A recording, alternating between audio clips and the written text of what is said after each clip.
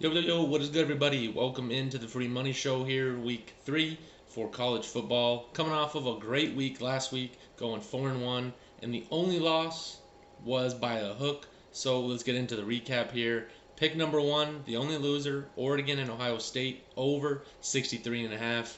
The Oregon offense came to play, and the Ohio State defense struggled, and we ended up losing by the hook, unfortunately. Thought it might go to overtime, but no dice.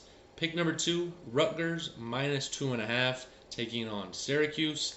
They started slow, couldn't score early, ended up winning the game 17-7 for a nice win for us there. Pick number 3, Toledo and Notre Dame over. Shout out Jack Cohn.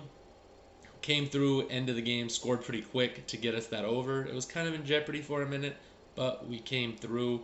Or you should say that Notre Dame came through. Pick number 4, Iowa Hawkeyes money line, second ranked win versus a opponent that is ranked. So glad to see that they got the dub for us as well. And then San Diego State money line taking on U of A. No shot that U of A should have been favored, and we took advantage of that with the win.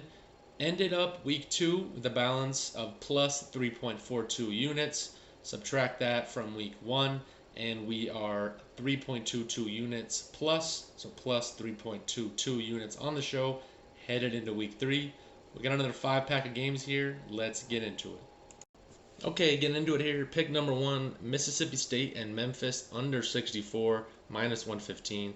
Mississippi State averages 29.5 points per game in the 2 games this season, but that was against La Tech, the first one. NC State, they did well, kept about that average. Mike Leach is praised as being this air raid offense guy. He hasn't had that much at Mississippi State. Don't let that points per game fool you. Last season wasn't great. Now they run into Memphis, a decent team. They got some kids that can play as well. Mississippi State allows 22 points per game and has a sneaky good defense themselves. He's kind of flip-flopped the roles a little bit for his Bulldogs.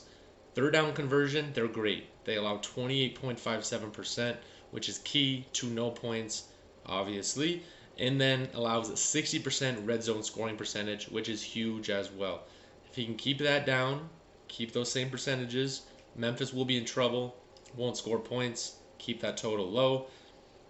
They held NC State to 3 points late into the game. NC State got a touchdown to get it up to 10. So, in all actuality, held them to 3 points until garbage time and the game was far over.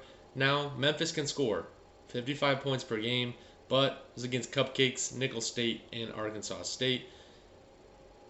They were 7-4 last year to the under and some pretty juiced up totals. So they can play defense when they have to and are in tight games, which I can see happening here because the spread's about 2.5, 3. So they can definitely keep it close and the defense can show up to play. All their big games last year, SMU, Cincy, Tulane, and Houston, all went under this total. Give me Mississippi State and Memphis under 64 at minus 115 on Saturday. For pick number 2, I'm going to roll with the Cincinnati Bearcats minus 3.5, taking on Indiana on the road. Now, this may be a trap game. That line is a little fishy, kind of sitting at 3.5, 4. But I'm just riding with the fact that Cincinnati has to win this game if they want to get college football playoff title aspirations. It starts this week, beating Indiana. And then it goes on to next week when they play Notre Dame. It may be a look-ahead game, no doubt about that, but it's just next man up, and they got to beat Indiana here. Indiana was terrible versus Iowa, and Cincinnati, in my mind, has a better defense than Iowa does here. Cincinnati, only allowed 16.8 points per game on defense, and only allowed 111 rushing and 125 passing, or 213 passing, So those numbers have to stay the same.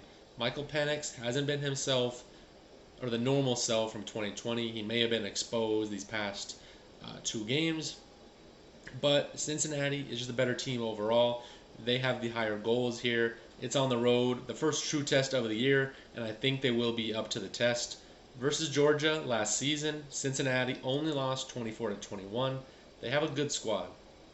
Quarterback's good. Love the coach. So this team can do it, and it starts with a win this week. 3.5 is a good number. Get it up to that 4, and I think that they can roll on undefeated and take on Notre Dame in week 4.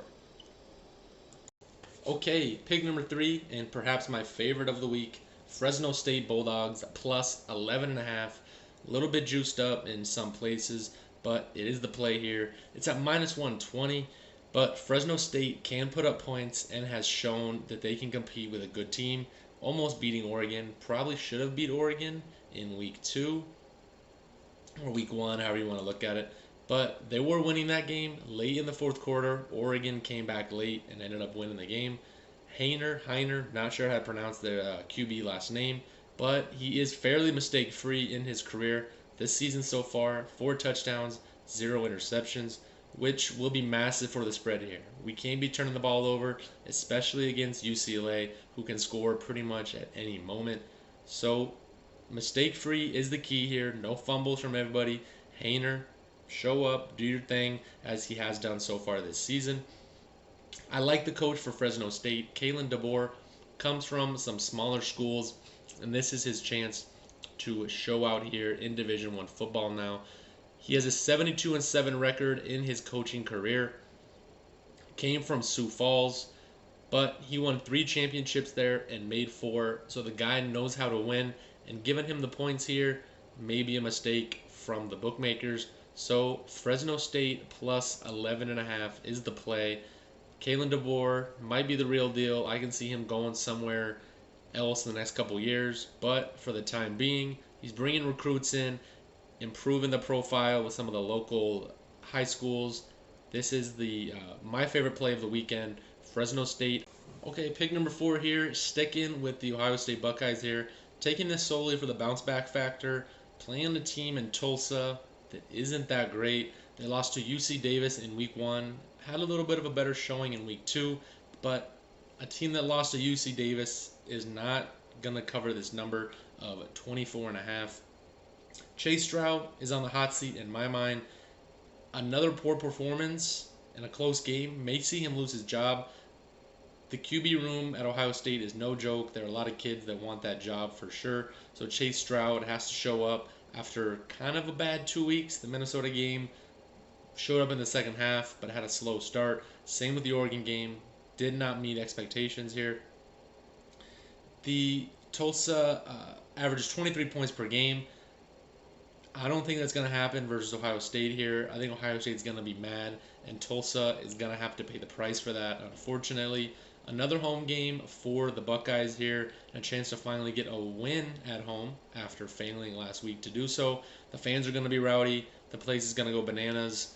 Love that pick here for Ohio State, minus 24.5, taking on Tulsa. Not much to it other than the bounce back factor. And for pick number 5, staying in the Big Ten, Michigan Wolverines, minus 27.5. Now, is this the year Harbaugh puts it together and competes for that Big Ten title and gets in the college football playoff? It might be. Hey, I might be drinking the Kool-Aid. I think the Michigan Wolverine fans are as well here.